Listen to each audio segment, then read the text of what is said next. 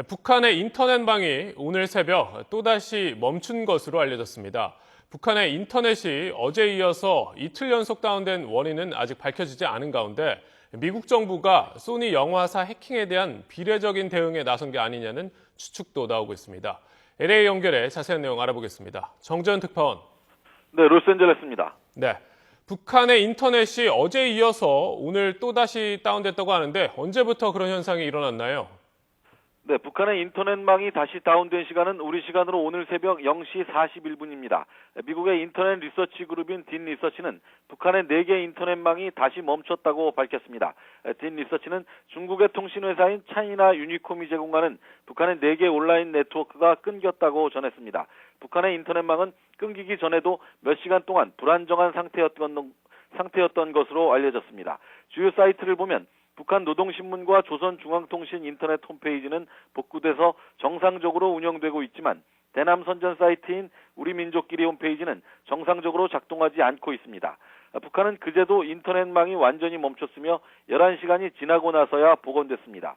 북한의 인터넷이 이틀 연속 다운된 원인은 아직 알려지지 않고 있습니다. 미국의 버락 오바마 대통령이 북한이 배후로 의심되는 소니 픽처스 해킹 사태와 관련해 비례적 대응을 할 것이라고 밝힌 이후 이번 사태가 시작돼 일각에서는 미국 정부가 대응에 나선 게 아니냐는 추측을 내놓고 있습니다.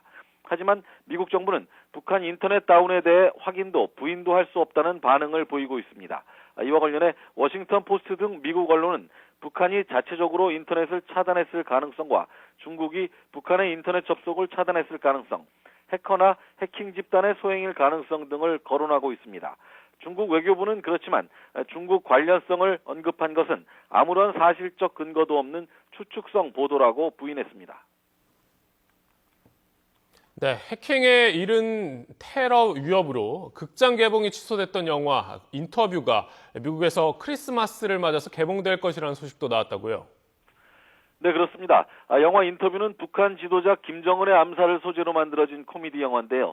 해킹에 이은 테러 위협으로 극장 개봉이 취소됐던 영화 인터뷰가 미국에서 개봉될 것으로 보입니다. AP통신은 미국의 몇몇 극장들이 영화 인터뷰를 크리스마스인 25일에 개봉하기로 했다고 전했습니다. USA 투데이도 소니 픽처스가 영화 인터뷰의 극장 상영을 25일부터 허가하기로 했다고 보도했습니다.